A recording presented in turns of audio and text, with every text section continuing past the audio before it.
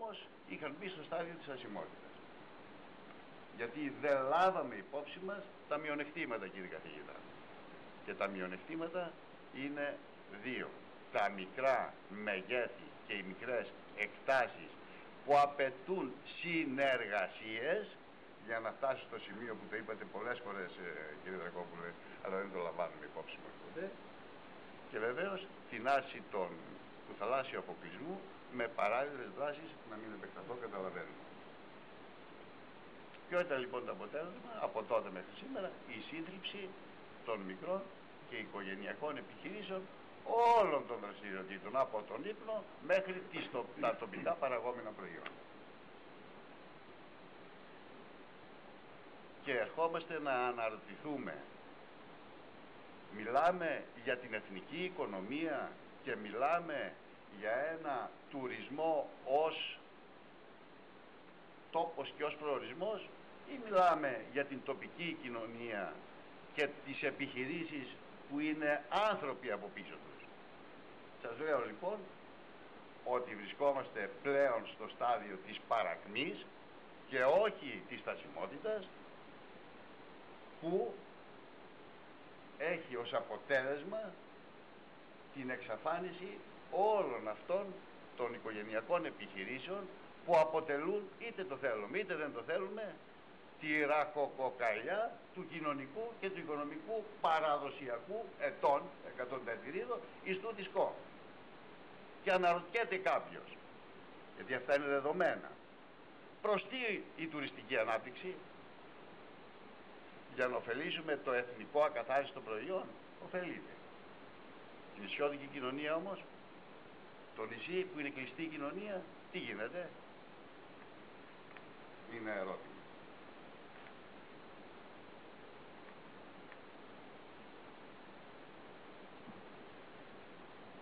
Οι διαπιστώσεις αυτές μας οδηγούν στο να πούμε τι κάνουμε για το μέλλον. Η πρωτοβουλία και η προσπάθεια αναγέννησης και αναζωογόνησης του τουριστικού προϊόντος που έγινε το 1990 με την κατασκευή μεγάλων ξενοδοχείων ήταν σωστή. Παράλληλα όμως είναι σωστή και η αναζωογόνηση και η αναγέννηση των μικρών και οικογενειακών μονάδων πάσης φύσεως, αν θέλουμε να διατηρηθεί ο παραδοσιακός κοινωνικός ιστός της χώρας.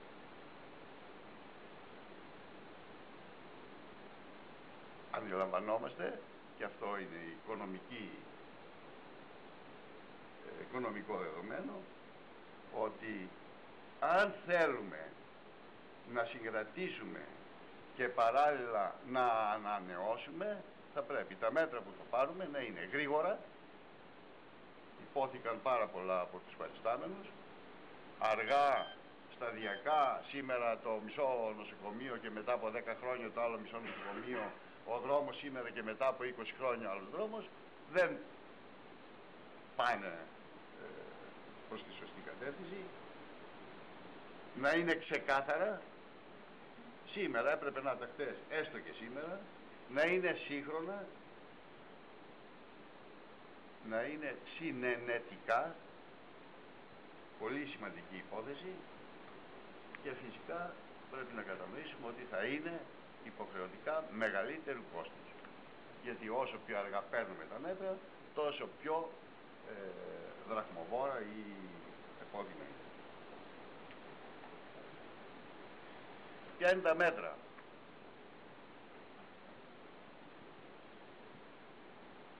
Επειδή τα μέτρα θα έχουν κόστος και θα αφορούν μια τάξη ανθρώπων, θα πρέπει να υπάρχει κοινωνική συνοχή και συνένεση. Αυτό σημαίνει ότι θα πρέπει να δοθούν κίνητρα ή μέτρα, να βρεθούν μέτρα άμεσης αναθέρμανσης της οικονομίας. Έχουν αρχίσει πάρα πολλές ομάδες πολιτών να συθλίβονται οικονομικά και αντιλαμβανόμαστε όλοι ότι όταν βλέπει το σύγχρονο μεγάλο ξενοδοχείο ο άνθρωπος που είναι φτωχός, θα πάρει όπλο και θα του κατεδαφίσει. αλλά θα πρέπει το πρώτο μέτρο, το πρώτο σκέλος των μέτρων να στοιχειοθετείται με δράσεις αναθέρμανσης της οικονομίας, ώστε να πάρουν κάποια χρήματα κάποιες ομάδες ανθρώπων και να φάνε, τουλάχιστον να φάνε. Το δεύτερο μέτρο υπόθηκε, αλλά υπόθηκε με διαφορετικό τρόπο.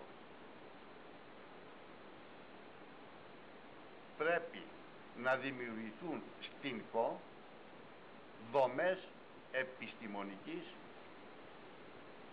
υποστήριξης των παραγωγικών δραστηριοτήτων, εφαρμοσμένης έρευνας και τεχνολογίας, γιατί διαφορετικά κάθε πρόταση που αφορά τον τόπο θα είναι εξαρτημένη από ξένους παράγοντες που διαθέτουν και το χρήμα και τη γνώση, και συνεχή αέναη μεταφορά γνώσεων στις παραγωγικές τάξεις και στους ανθρώπους που επενδύουν ή που έχουν επενδύσει και πρέπει να επιβιώσουν στο μέλλον. Το τρίτο, ξεκάθαρο και απόλυτο, το λέει η οικονομική επιστήμη. Και εδώ, εάν αυτό δεν το κάνουμε, είναι βέβαιο ότι ο μικρός θα συθλιβεί από τον μεγάλο. Συνεργατικές δράσεις, συνεργατικές ομάδες των μικρών επιχειρήσεων σε τοπικό επίπεδο. Ειδική νομοθεσία για αυτά και ειδικά μέτρα στήριξη για αυτές τις ομάδες και τις συνεργασίες σε όλα τα επίπεδα, που μπορεί να είναι συνεργασία από τον ύπνο μέχρι την αναψυχή και τη διασκέδαση, τις συγκοινωνίες και το εμπόριο, ή να είναι ομοειδών δραστηριοτήτων που όμως θα είναι ενταγμένες μέσα σε ένα γενικό σύνολο συνεργασιών της τοπικής κοινωνίας, της ΚΟ. Και βεβαίως θα πρέπει να ψάξουμε και να βρούμε, υπάρχουν δεκάδες, εκατοντάδες τέτοιες νέες καινοτόμες σύγχρονες δραστηριότητες, από το τοπικό προϊόν και την παραγωγή του μέχρι τις επιστήμες της υγείας και του περιβάλλοντος, που θα είναι στόχος στον οποίο θα οδηγηθούν οι νέοι επιστήμονές μας. Μαθηματικοί, χημικοί, φυσικοί, βιολόγοι, φιλόλογοι, κάθονται. Αυτό που συμβαίνει στην ΚΟ είναι τραγικά άσχημο. Ένας τεράστιος παραγωγικός πλούτος να είναι ανεκμετάλλευτος.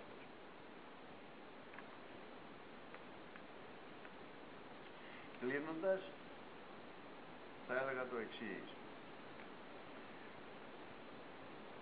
Ποιος είναι ο ρόλος του ενιαίου Δήμου? Και αν δεν είχε γίνει ο Καλλικράτης, έπρεπε να τον είχαμε φέρει. Διασπασμένες δυνάμεις σε 3-4 τοπικές αρχές, με ένα συγκεντρωτικό κράτος το οποίο υπολειτουργεί, φαίνεται ότι δεν μπορεί να αποδώσει πλέον. Η οικονομική ύφεση, αυτό που θα συναντούμε συνεχώς τα προσεχή 5, ας ευχηθούμε μόνο 5 χρόνια και όχι 10 και 15. Η οικονομική ύφεση και οι μεταρρυθμίσεις που γίνονται με τον Καλλικράτη και το διοικητικό σύστημα, ή αυτές που πρέπει η τοπική κοινωνία να διεκδικήσει ώστε να ελέγξει την τοπική οικονομία, την τοπική παραγωγή και τη διακίνησή τους,